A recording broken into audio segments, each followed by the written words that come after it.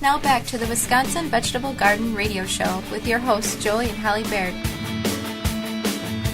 It is the Wisconsin Vegetable Gardener Radio Show, the WisconsinVegetableGardener.com, your destination for all things gardening, Twitter, Facebook, Instagram, a whole lot more, 850 videos. Well, there are more pollinators than just bees.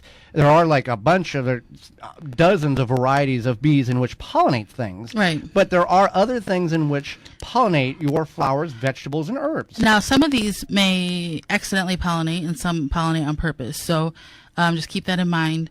Bees obviously are pollinating. Your number one pollination, and there's colony collapse, and we're not going to get on that, but basically colony collapse, based on what scientists are saying, are because of neonicotinoid pesticides, and that includes things like Roundup. Yeah. Right. So be cautious which is also known as glyphosate. Right. Right. And that's what the big farm agricultural industry uses for weed control.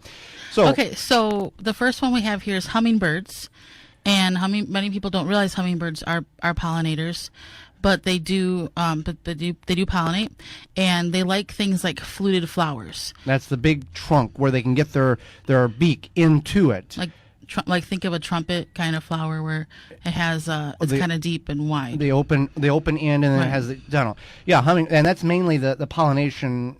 That's about all they pollinate. Is that. And then another one is butterflies and moths. Now, butterflies and moths, they also... Which I knew butterflies pollinate. It wasn't, when we do this and we come up with topics and we talk about these, we're not just informing you about this information. We're learning some of this too. And it helps us in the educational process on our end as well in how to be better gardeners too. Right. So butterflies and moths typically like the more deeper flowers as well, not necessarily fluted, but they have those longer limbs so they can kind of reach in there and get in there. So that's what they like as well. And you can, and by planting these flowers or trumpeted flowers, you can introduce and bring these insects in because they're around here. They can figure out how to find these flowers. It's amazing how you plant something and they will come to it. Like a hummingbird feeder. They'll figure out what a hummingbird feeder is, and they'll be at your back door. Really interesting how nature works that way. Now, another one that people would fear is bats. Bats are pollinators. They also are very good for the ecosystem. And what do we have? 6 native bats to the Wisconsin state. Right. We spoke with a bat expert at the Madison Garden Expo this past February. A very knowledgeable lady, and there are 6 different species, I believe, in Wisconsin. And they not only pollinate... They don't really pollinate plants here in Wisconsin because we don't have the right kind of plants, but they do control a lot of the insects and bugs in the area. So when you see bats, it's not they don't go after people like you see in the movies. They're very they're very to themselves. They're not. They're more afraid of you than you are of them. Right. They don't want to be near you. Yeah, they're not going to attack you walking down the street and suck your blood. That's not how this works. These are like fruit bats. They want fruit. They're not trying to get animals or other wildlife. You can incorporate a bat house on your property to bring them in. They typically pollinate things like fruits, and those are more of the fruits and vegetables that are growing in warmer climates. But they do eat bad bugs, which is what's good here in Wisconsin. The insects are a big thing that they consume. Flies are something that are pesky, that are a nuisance, and flies can be anything from gnats all the way up to the regular housefly, or even horse flies, which is a more of a larger insect.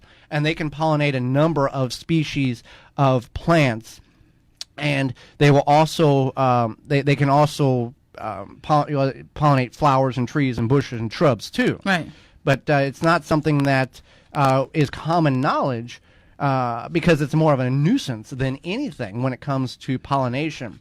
Another is beetles. Beetles are one of these good bugs, bad bugs, all in the same thing. Now, beetles are the original pollinator. They have been around for thousands of years, and they were the original insect that did the pollinating. Now, they sometimes eat your plants and are annoying, but they do. So they're like that neighbor that's not really nice, but it's their like neighbor. A frenemy. A frenemy. Okay. Yeah. All right. But they will pollinate some plants, bushes, shrubs, flowers, but also they will come in and destroy other flowers, shrubs, vegetables, that type of thing. So it works both ways. So if we can avoid having beetles, that would probably be the best thing. And then there is the old-fashioned, back-to-basic hand pollination. Hand pollination, because of the lack of bees, is becoming more popular in the garden world. These other insects will help pollinate a lot of your vegetables and fruits. But hand pollination is where you take let's take zucchini, cucumbers, for example, and any of your vining, flowering plants, vegetables. The male flowers will appear first. That's the test run for these plants. What these plants do is put out the male flowers and find out if there's any stimulation from the pollinating insects. That determines how many female flowers, about a week and a half later, they put out. So if the plant senses that there's a lot of activity on the male flowers that they put out, then they will put out a lot of female flowers, and then those male flowers, the pollinators will pollinate the female flowers. If you do not have those activity, or the high level of activity on the male flowers, the plant will put out very few female flowers to assure that there is something that gets pollinated, because the ultimate goal of these vegetables is not to feed you and I, but it is to pollinate, to generate seeds internally to carry on the traits for the next generation. So we can kind of trick the plant into thinking that there is a lot of activity, even if there's not. When you see those male flowers, and all the male flower it's a stem that comes out of the plant that has a flower on it. The female flowers are going to have beneath the flower, it's going to be the remnants of what fruit is soon to be, whether it's zucchini, cucumber, watermelon, whatever the case is. So you can go in there with a paintbrush or your hand or whatever and just tap, or if you have a paintbrush, go in and stimulate even like a Q-tip, the internal portions of the male flowers to mimic that they are pollinators that are going in and getting pollen. So when the plant produces the female flowers, it will sense, hey, there's a lot of activity. I can put on a lot of female flowers. The female flowers will get pollinated, and a lot of seeds will be produced for the next generation. That's what the plant's thinking. But by doing that, you'll have a lot of, hopefully, fruit production for yourself. Lack of pollination is what we see in zucchini and cucumbers most relevant. And this is pumpkins as well, but here's the general visualization of what you're going to see. Cucumbers, you get the cucumber that forms very well attached to the actual stem. Below that, the blossom end, and below the full-looking cucumber, it trickles down to a very curly, shriveled up fruit or vegetable, that shriveled up portion. What has occurred there is lack of pollination. The flower didn't get fully pollinated. Same thing occurs with zucchini. You'll get an inch or two of actual good green zucchini or yellow zucchini, and then the end begins to rot.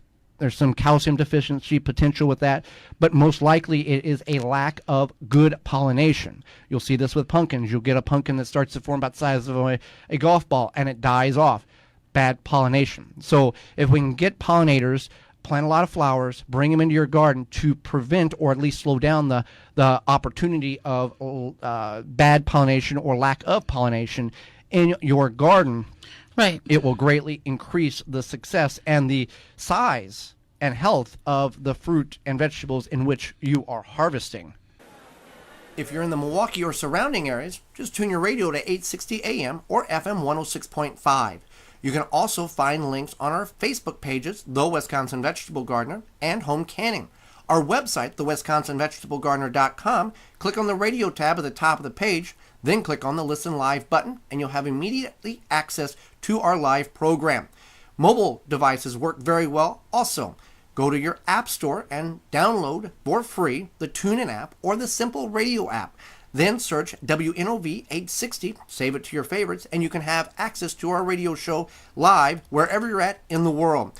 Our radio program will also have podcast replay under the radio tab several days following the live broadcast. You can find all of these links in the show notes below. Our show airs 9 to 10 a.m. Central Standard Time every Saturday, March through the end of October. And we want to thank our sponsors, because without them, this would not be anywhere possible. You can find all of their links under the radio tab on our website at thewisconsinvegetablegardener.com. For more information, please visit thewisconsinvegetablegardener.com.